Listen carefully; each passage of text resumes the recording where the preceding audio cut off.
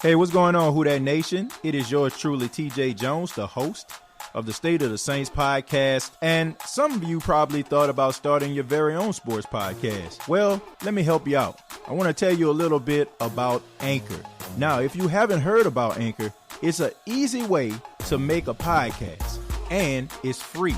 You don't have to worry about paying a bunch of money each month. There are creation tools to allow you to record and edit your podcast right from your phone or your computer. Anchor will distribute your podcast for you, so you don't have to worry about that. So it can be heard on apps like Spotify and Apple Podcasts and many, many more. You can make money from your podcast with no minimum listenership. So go to anchorfm.com and start your very own podcast today. It's everything you need to make a podcast in one place. One more time.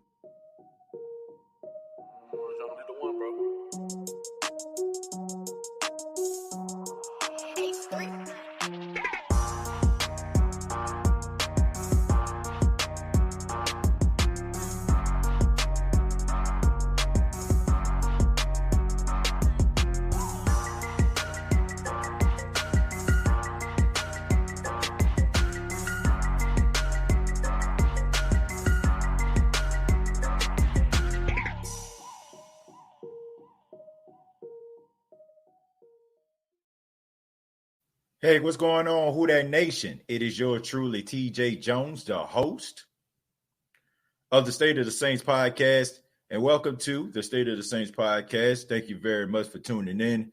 On this edition, we're going to be talking about some of the changes that need to be made in order for the Saints to get a victory this Sunday against the Green Bay Packers. And, of course, I'm going to be taking your questions. Any questions that you have for me pertaining to the New Orleans Saints, feel free to comment. Thank you very much for spending your afternoon with us. I'm doing this on a Thursday afternoon. Coming up a little bit later, that's why this podcast won't be that long. We're going to have Rob Walker of NOLA.com. He's going to be a guest on the State of the Saints podcast. So I'm going to be taking your questions for about 30 minutes. Then we're going to, just have a little brief intermission, and then we're going to come back at 2 p.m. Eastern time with Rob Walker. But thank you very much for tuning in. Thank you very much for spending your day with me. And want to give a special shout out to Brian, Sean, Living for Kendrick, People Being Crazy, Tyra. We got Dill Pickle, Sanchez, Michael, your boy Jay, and so many others. Thank you very much. And once again, feel free to put your questions about the New Orleans Saints in the comments, because we're going to be talking about that also. But let's go ahead and get started. We have to talk about the Green Bay Packers. This game is coming up. It's going to be on Sunday Night Football, nationally televised game. Everybody's going to be watching this game. All eyes are going to be on the Mercedes-Benz Superdome to watch Drew Brees go up against Aaron Rodgers, two guys that are first ballot Hall of Famers and arguably two of the greatest quarterbacks to ever play the game. So the New Orleans Saints against the Las Vegas Raiders had one of their worst showings we've seen in a very long time. From every single person on the team, for the exception of three people I said on the last edition, were people that, everybody else pretty much stunk up the joint. And now the question is, how can the Saints improve on what took place in Las Vegas? Well, you know that old saying that says what happened in Vegas stays in Vegas. So hopefully that bad play stayed exactly where it should be, right there in Vegas, and move forward to a game where it is very, very important. I mean, the Green Bay Packers are a really good football team. They're number one right now in offense among the National Football League. I think they average about 500 yards a game. So the Saints are definitely going to have to be in the film room, making sure that they are studying very long and hard for this matchup against the Green Bay Packers. Devontae Adams, the wide receiver, we all know how good he is.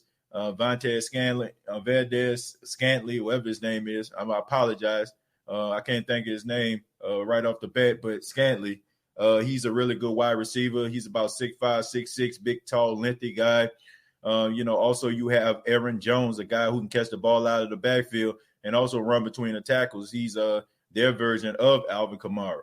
So the Saints are really going to have to buckle down defensively, and they definitely can't put on a performance like they did last game if they're going to win this game against the Green Bay Packers. But one thing that stands out that the Saints are, what they are good at, and that is they play up to the competition. Like they really do a really good job when they're going up against athletic elite players. Okay, they do a really good job when they know they're going up against a really good football team. They go out there and they put on their best performance. It's the problem when they go up against teams they feel like they better than. That's the problem that the Saints have. Defensively, I feel like they're going to right the wrongs. Offensively, they got to make sure that they get it together. I just don't know how they're going to do that personally. Maybe, we can talk to Rob Walker and get some answers from him being around the team and also get an opportunity to ask questions to the team. So maybe we can get some answers from him. But as of right now, as it stands today on Thursday, I have no idea how they're going to be able to combat with the Green Bay Packers, offense. So I'm just being real with you. But we're going to go ahead and I'm going to answer some of your questions, see what you got to say. Dill Pickle says 3 words, fire Aaron Glenn. Yeah, man, Aaron Glenn, it seems like the same situations are going on in the secondary. Guys don't turn their head around. Guys have bad technique. And like I said, I would not be surprised if I see Aaron Rodgers throwing the ball down the field because he knows that the secondary is going to get pass interference called on them. Over 129 penalty yards. I mean, that's pathetic right there. So, I mean, that's the story. If you throw the ball down the field, these guys can't cover. The worst that can happen is you get a pass interference call. So, how is Aaron Glenn still a part of the coaching staff? Because they like him. They like him.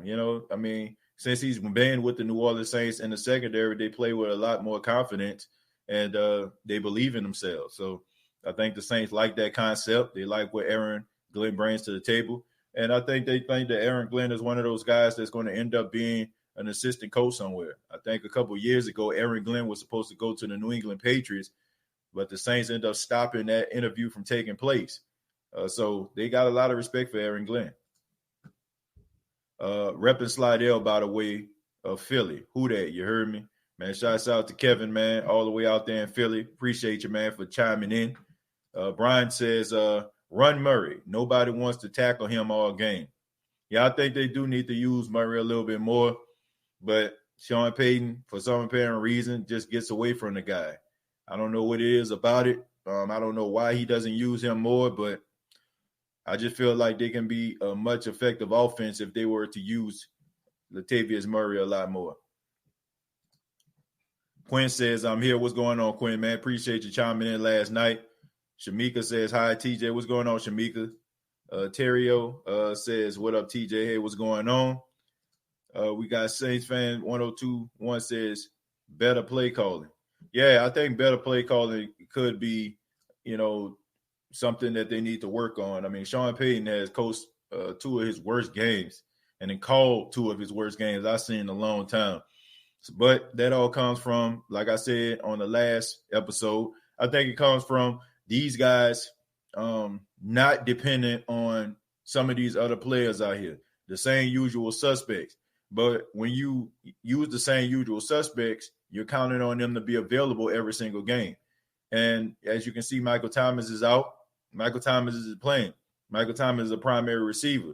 But I think the Saints would have been further along if they just didn't have the majority of the play sheet revolving around Michael Thomas. I mean, get these other guys involved. That way, if Michael Thomas is to get hurt, I mean, yeah, there's going to be a little bit of slip in production. I mean, because it's Michael Thomas, but you still have enough to be a formidable opponent to the opposition. So they need to get these other guys involved.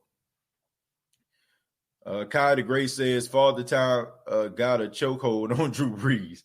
I know it was coming sooner or later.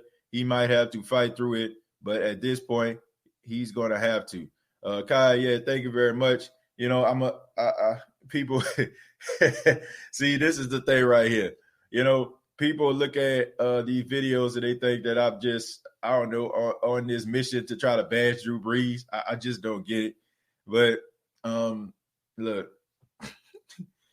I say it like this, man. Since we talking about Drew Brees, I feel like this needs to be said. I love doing this show. I love doing this podcast. I think one of the reasons why everybody on here has joined this podcast and been following this podcast, because I try to be as organic and as real as I possibly can. I didn't make this podcast in order for me to be waving pom-poms and telling everybody what they need to hear or what they want to hear. I get what Drew Brees means to the city of New Orleans. I get what he means to the state of Louisiana. I get what he means to the Saints fans all around this country and around the world. But I'm not going to sit up here and lie to you and pretend like these situations don't occur. It's just not happening. I was having this conversation on social media, and it seems like to me people want me to stop talking about something that's painstakingly obvious. I would never do that, man. I would shut this show down before I start lying to anybody. Look, I never ask anybody for anything. Anything people give me, I'm appreciative of. Of course, donations and stuff like that helps this show run, but that's not what my driving force is. I've been a Saints fan my whole entire life. I don't feel bad about criticizing any part of this team. I don't feel any less of a fan because I say things that people don't want to hear. I am a real true Saints fan through and through. This ain't no 2006 guy talking to you. This is a guy that's been a Saints fan since 1990. And I'm not going to do anybody a disservice by lying to you and telling you everything that you need to hear. I'm not afraid of anybody leaving the room. I'm not afraid of anybody stop following me. I'm not afraid of anybody telling me that they don't want to support me anymore. I can care less. If you want real, organic thoughts about this team, then look no further than me. But I'm going to continue to keep on posting the things that people are talking about. The national media, the local media, the people that have been following the team. And I find it very weird. Like, real talk, folks. I find it really, really weird that how can you sit up here and say, oh, man, ain't nothing wrong with Drew Brees, ain't nothing wrong with Drew Brees. I'm not getting this stuff from just national media. National media, they just trying to get ratings, right? I'm getting this stuff from people that follow the team, okay? Look, these people walk around, follow this team every single day, okay? They ask these dudes the questions. They're in the locker room. They on the field. They're watching these guys practice. They're seeing things that we don't even see. Not those interviews that people just be getting the lip service.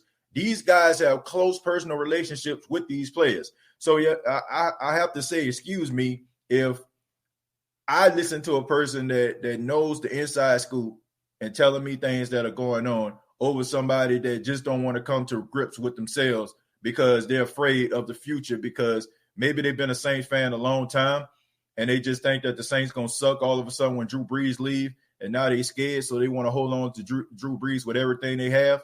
If you're doing that, then you're selfish. And I feel like that's the true definition of not being a real fan, because a real fan is going to want what's in the best interest of the team, not just one person, okay? And I don't find it blasphemous either.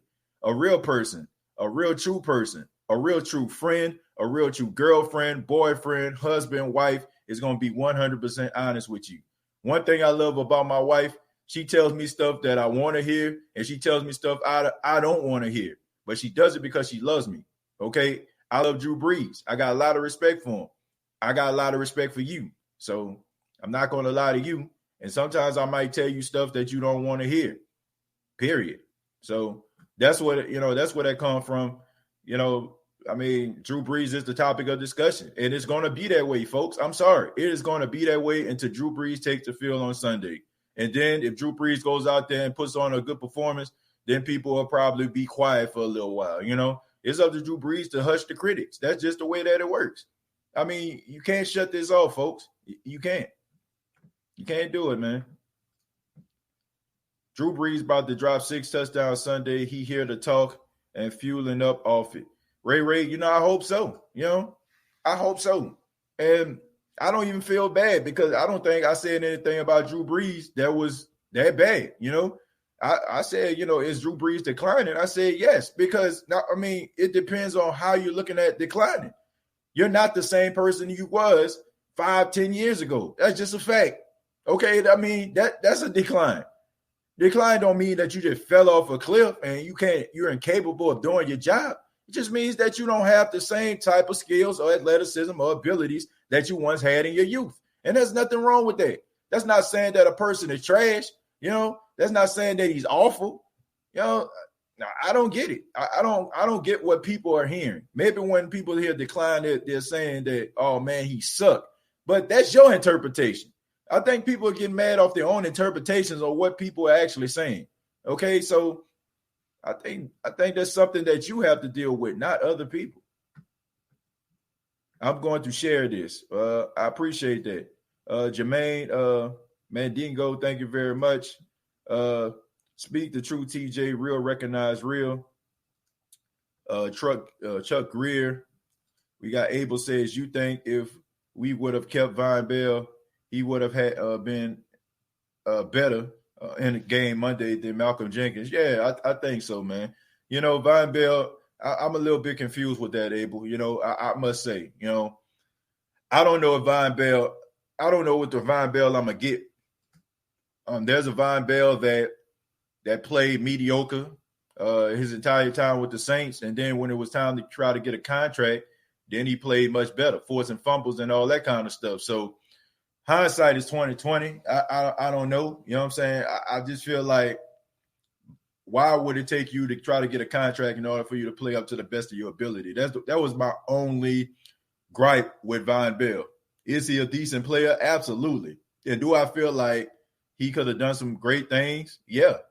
But I also think that the way that the Saints were structured and set up on against Tampa Bay Buccaneers, they should have rolled with it, And I feel like they shouldn't have deactivated DJ Swearinger. They shouldn't have made him inactive in this game. I think they should have got him involved. I think those guys were flying all over the field. They were playing fast. And I think that if they had DJ Swearinger in this game, I don't think Darren Waller would have been as successful, because I think he probably would have lowered the boom on him, and that probably would have, made him second guess a lot of decisions he was making when it comes to the pass catching. The problem was he wasn't scared of anybody, that could be a threat to him over the middle. And I feel like if DJ Swearinger was in the game, say what you want to say about him, but the guy, he can get interceptions, and he definitely gonna deliver some Greg Williams remember me shots, as he would call them, on somebody. So I feel like that had a lot to do with it as well. I love Drew, but he doesn't have the arm strength anymore, TJ. Microwave noodles over pot noodles.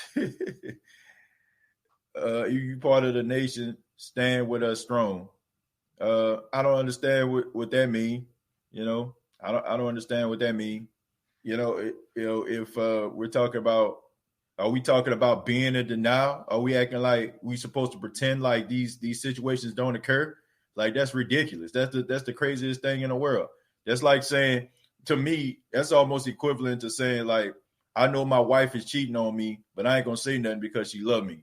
I know my husband is cheating on me, but I ain't gonna say nothing because I love him. You know what I'm saying? Like, that makes absolutely no sense. Like, you know what I'm saying? Like, if somebody is clearly doing something that's obviously out of character, out of line, you should want to address it. You should to be like, well, I just don't want to get married no more. Like, man, look, you do your thing. Look, I ain't trying to get married no more. You know what I'm saying? We've been in this thing 15, 20 years. You know what? You did your thing, you know what I'm saying? Like, but all in all, 9 times out of 10, you're a good wife or a good husband. Knock it off. We wouldn't do this in our regular lives. So why should we do this as fans? I don't get it. Are we supposed to ignore what's right in front of us? Is that the type of fan we supposed to be? Man, knock it off. Knock it off, man. I don't care who it is. I don't care what Saints player it is. If they're not playing up to snuff, I'm calling them out. Okay? Look, I said it before. If I came out here and I was talking about Tom Brady, or I was talking about the Falcons blowing that lead every single day up to Sunday, y'all would give me the biggest amen corner I ever seen in my entire life. But it's just the fact that I'm talking about somebody that you have emotional investment in. You're getting that upset at the fact of me saying things about him or posting things that are negative towards him. Okay, that's the only different issue. The only problem is it's the emotional investment. So I feel like that is the true definition of hypocrisy. If you feel that way, then you're a hypocrite. You can't just roll with a person 1 minute and be like, oh yeah, you telling the truth, because you don't have a dog in the fight and it's not Saints related. But when it's Saints related, you want me to be quiet. Nah, it don't work like that. That's hypocrisy, folks. Can't do that. Tyra, somebody give me a shout out, said, hey, young lady. Tragic 504 says, I don't think the Saints ever lost to the Packers with Aaron Rodgers at quarterback. That's not true. It wouldn't surprise me if the defense up front dominated the Packers. That's not true, Tragic. They lost in 2010. The last couple of times the Saints actually played the Packers, Aaron Rodgers was hurt, ironically. But in 2010, he definitely beat the Saints in that opening game. I think that was, if I'm not mistaken, I think that was Mark Ingram rookie season. And besides that, when the Saints actually played the Packers, I want to say he may have played them like once out of the last 4 times that they actually played each other. Aaron Rodgers actually played. So I don't think so. Let's go to Chad. Says, does Sean Payton have someone advising him to challenge or not challenge a play? He always cost us timeouts with crazy challenges. I don't know what was going on with that. That was just boneheaded, in my opinion, Chad. Why would you even call that? That was too nip and tuck. It was just too close to call in order for you to use that timeout. Because if he didn't make that challenge, then you would have had 2 timeouts and a 2-minute warning. So that's equivalent to 3 timeouts, and it would have put your team in a better position to actually try to get the ball back and try to make the game even closer. So I don't know what's up with that. I just feel like sometimes Sean Payton gets into his own way. I think that his stubbornness and his cockiness cost teams these games. And me personally, I do get kind of tired of that. I get it. You want your team to know that you believe in them and all that. That's fine. But you want to be smart about it too. Everybody thinks that they caught the ball in real time. Everybody thinks that it was incomplete in real time. But sometimes you got to use your judgment, and these coaches got to use their real judgment and think about, the totality of the game more so than just that particular moment. Kenley says, I don't think no one is getting upset. People are just posting their opinion. Well, I can't speak for everyone. I don't know, man. I just feel like some people just got emotional investments in Drew Brees, Kim. I do. I just feel like I'm not seeing or hearing things that combat.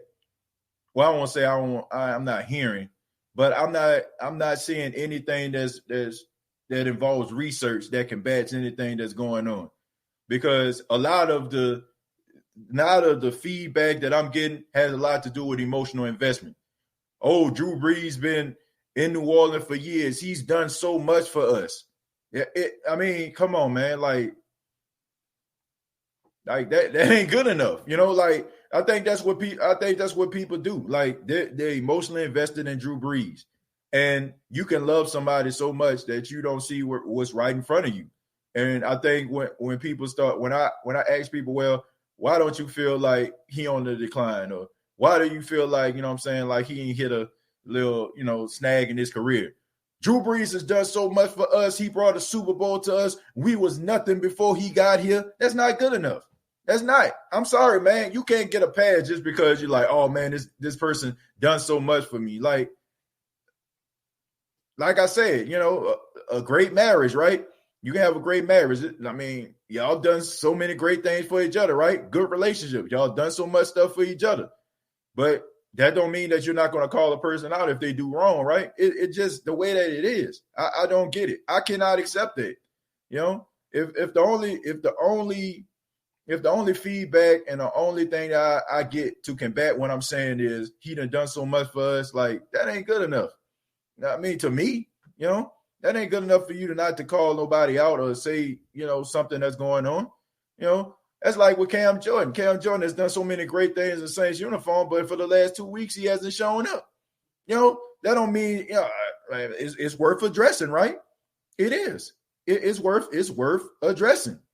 So I'm not going to sit up here and get nobody no pass because they done so many great things in a Saints uniform, because they giving out turkeys like they Bumpy Johnson in New York City, in Harlem, back in the 20s and 30s. I'm not doing that.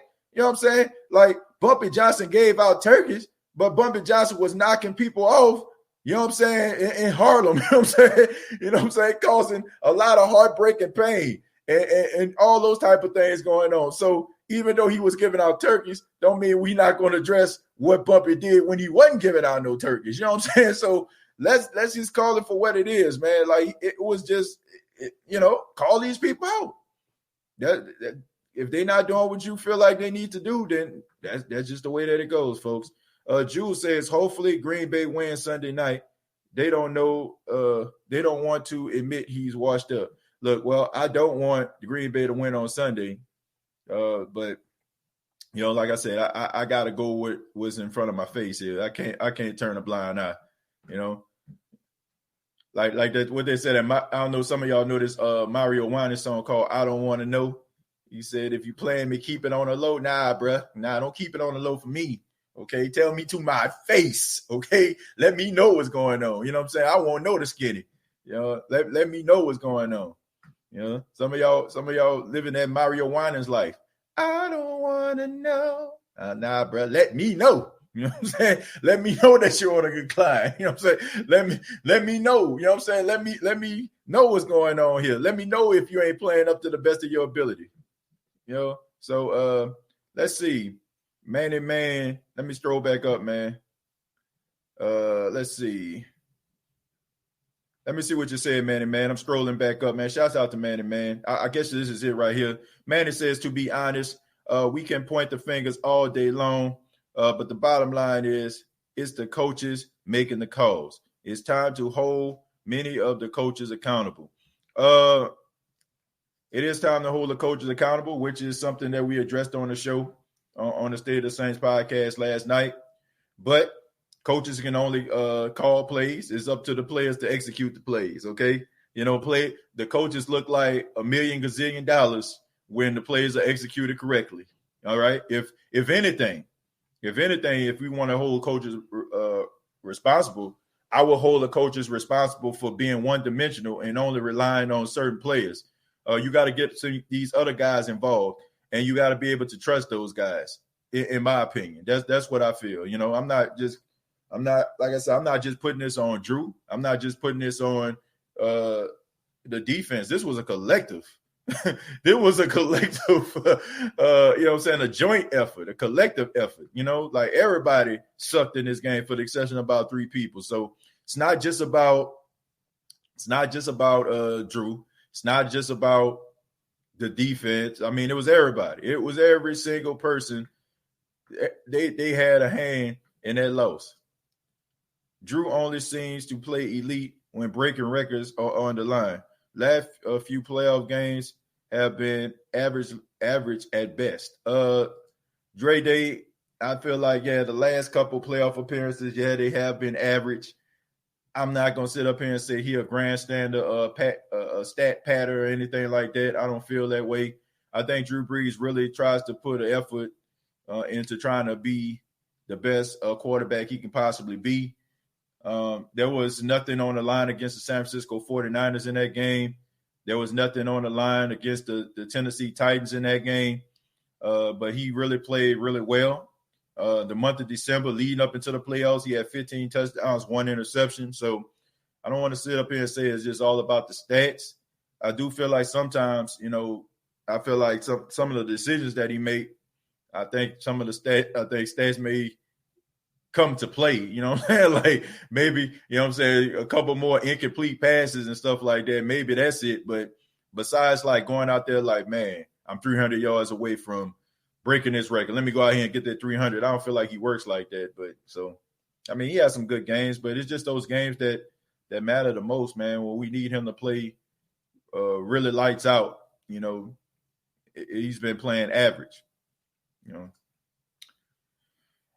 Then look at the season on how he finished. Vikings offensive line was horrid. Warford was pushed around like a rag doll, and so was Pete. Then let's talk about 21 points the defense gave up. I mean, like I said, it was a collective group. But you have to admit, Jarhead, when teams are getting 3 and outs all the time, the defense is on the field a whole lot more.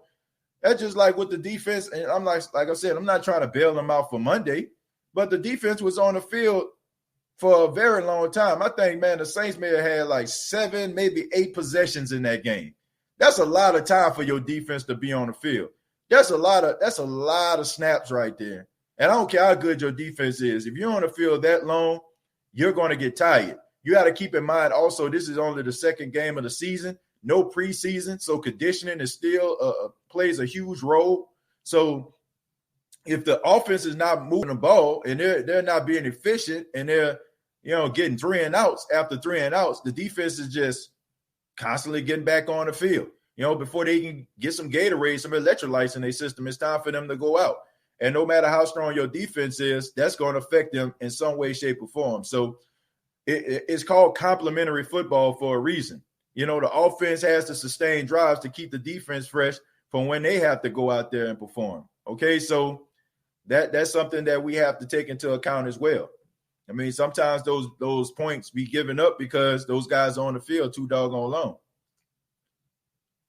Get better at the guard position. Well, I mean, you still got a young Cesar Ruiz right now. And Andres Pete, I feel like he's not 100%. He's just playing. I think he's still hurt. I think he's still dealing with that injury. And then he got hurt again and came back into the game. So who knows the severity of the injury that caused him to lead the game for a little while. So rough outing, but I feel like they'll get better as time go on. Involve Cook early. Yeah, I think that's something that they need to do too. Making sure that they take advantage of some of the matchups that Jared Cook has, throwing the ball over the middle. I mean, he's not afraid to go get it. So, yeah, I think they do need to get him involved. Defense will make or break this team. History has shown if you had a strong defense, your chance of winning goes way up. Yeah, I mean, good point. Good point right there. You got to make sure that the defense improves. The defense has to take up the slack. They can't lay down. They have to become better because if this is the case with Drew Brees and we're seeing a little bit of a decline. I mean, they're gonna have to make up for it. Dustin, take off the Brees goggles, bro. Kimberly says, I just want to see us win. A lot of times we talk about who we should have got, could have got, etc., when the focus needs to be how we can fix what we have now. A lot of people want to see Drew leave, but unfortunately, he's here right now. So how do we fix what's in front of us? Play the hand you dealt with. That's just the type of person I am. That's a good point, Kim. And thank you very much for your comments. And I appreciate it, man. We had a good dialogue on social media earlier this morning. You make some very compelling points, and I appreciate that. I am a guy who looks for solutions, and right now, not just even in the sports world, but just in the world at large. I don't like to speak on a lot of things because I'm one of those people. If I want to speak on it, I want to have a solution to the problem. Might not be the best solution, at the time, or it might not be the worst solution, but I try to find solutions. The issue is that Drew Brees can't get the ball down the field the way they once did. So what do? You try to find ways to, compensate for his lack of arm strength, right? It's rather get other quarterbacks involved, or you run the football a little bit more. You put more emphasis on the offensive line in the running game where you can control the time of possession. And also, make sure that you get guys like Taysom Hill maybe to come in the game and get him involved, right? So, and as far as like Drew Brees want him to go and all that kind of stuff, look, I'm not one of those people that like get him up out of here or nothing like that. I feel like Drew Brees does need to, leave on his own accord. I do feel like he earned that right. But at the same time, I mean, it's about winning football games. This isn't a lifetime achievement award. Like, you don't get lifetime achievement awards because you've been, playing for this team all this time and you made us happy. I mean, you look at, you don't think Joe Montana made the San Francisco 49ers fans happy? You don't think Peyton Manning made the Indianapolis Colts fans happy? You don't think Tom Brady made the New England Patriots fans happy? Yes, they did. They brought these guys Super Bowls, legitimacy, love. And since we're talking about the Packers playing them on Sunday, you don't think Brad Favre gave the Packer Nation a lot of things to smile about before he went to the Jets, Minnesota? So let's, it's not a lifetime achievement award here. It's about what have you done for me lately? And I'm sorry, that's just the way that it goes. That's football is a very cutthroat business, okay? And sometimes the cutthroat don't even come from the organization. It comes from the fans too. And right now, you know what I'm saying? I don't think anybody that is talking about Drew Brees in a negative light hates Drew Brees. If you've been a Saint fan for the last 15 plus years, I feel like it's virtually impossible for you to hate Drew Brees. Like straight up. Like I think a lot of people are appreciative of what Drew Brees has done in the Saints uniform, but you know, they feel like it's just a success. It's the success over the last 15 years. They want to keep this thing going. You know, success is, like they say, like a drug, right? You know what I'm saying? Like people, you know, that's on drugs, that what they tell us is they like that fix, and they keep on looking for that same fix over and over again from the first time they tried it. And that's what gets them hooked.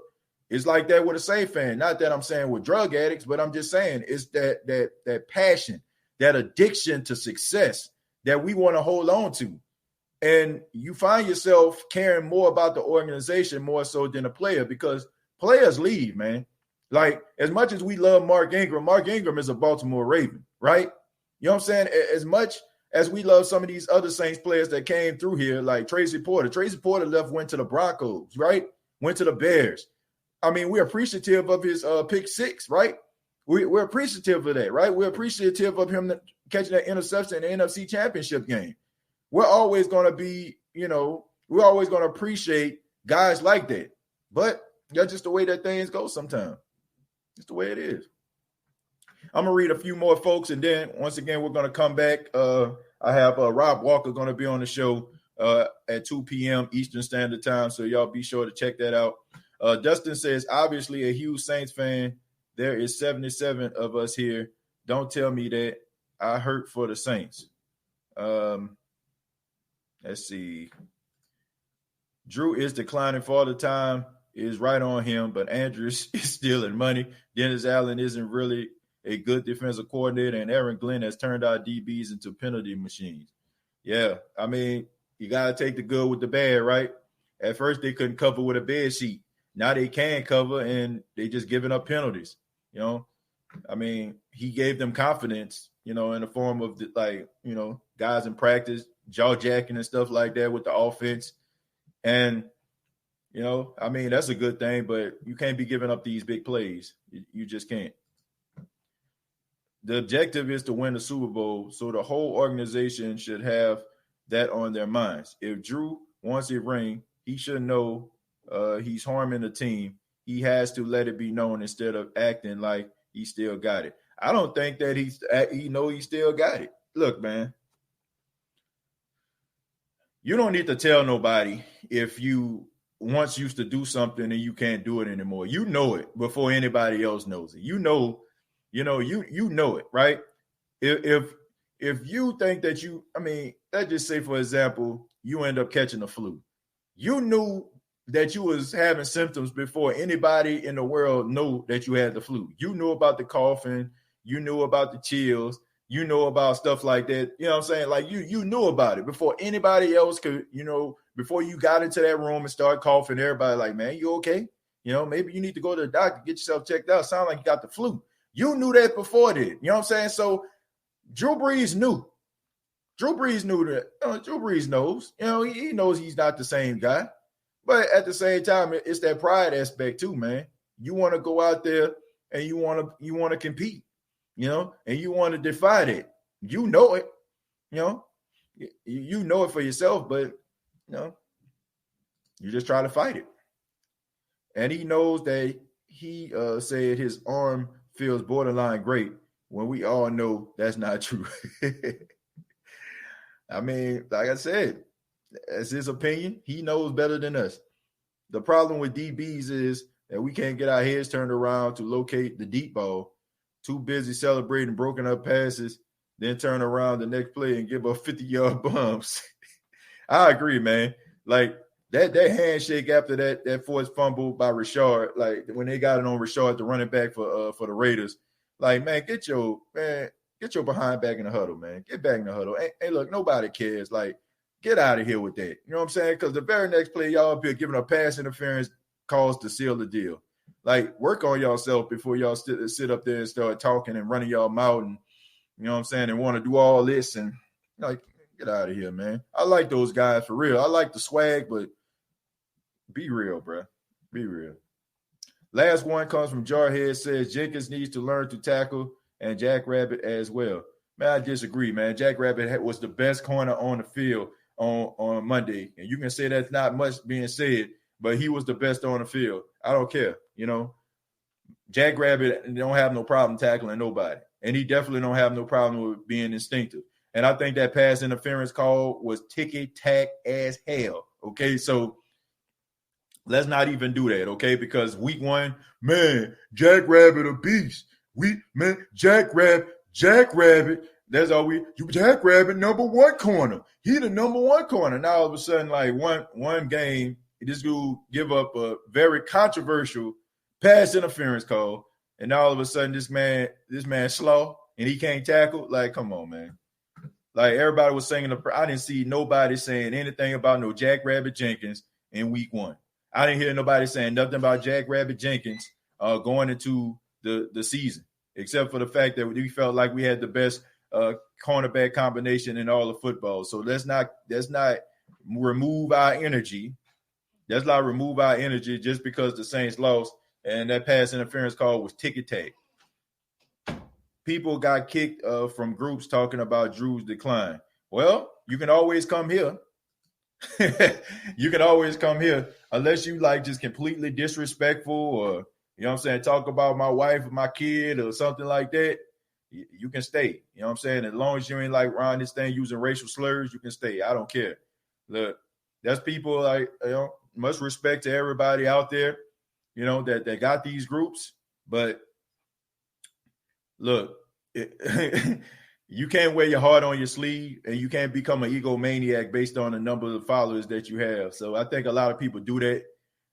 Some people think when they get a bunch of followers, they get this power, right? They just get this power and everybody, come to see them and they influence the Who Dat Nation. Like, man, please, man. I just love doing this. Like, for real. I just love doing this. I can care less. You know what I'm saying? I'm a fan at the end of the day. I don't think I'm the smartest person in the room by no means. I love the fact that I can have dialogue. Shouts out to Kim. Have dialogue with Corey. Man, Abel. You know what I'm saying? I'm happy that I can have like dialogue with people like that. These are people that, what I'm saying, that we have dialogue. Sometimes we don't agree, what I'm saying, but we find a common ground. I respect the hell out of them. They can continue to, do some of the things and say some of the things that they've been saying. You know what I'm saying? I respect that. I ain't gonna kick you out of the group for that. I feel like anybody that's doing that, they just, I don't know, man. They just need to get their ego in check and definitely work on those insecurity issues that they have. Because I love it. You know what I'm saying? I love that we can have dialogue. Let's just keep it respectful. That just keep it respectful, folks. Like, don't be around this thing talking about nobody, people. Don't be on here talking about calling people stupid and all that kind of stuff. I'm not down with that, man. I think we all can agree to disagree and have fun doing it in the process. But thank y'all very much for tuning in to the State of the Saints podcast. I'll be back in about 20 minutes. We're going to have Rob Walker of NOLA.com, Saints Report, on the show. And going to be talking to him about his article that he talked about with Drew Brees and the Saints offense. So if you're not doing anything, come on back. And if you can't come back, then you can always catch it later on. And once again, subscribe to the YouTube channel, youtube.com, search The State of the Saints Podcast, facebook.com, search The State of the Saints Podcast, and previous episodes available on iTunes, Spotify, iHeartRadio, and Anchor FM. And make sure that you send those snapshots to me for putting yourself in a competition or, a contest in order to win a State of the Saints Podcast custom-made mask from maskmarket.com, the official sponsor of the State of the Saints podcast. Till next time, all I got to say is, who dat?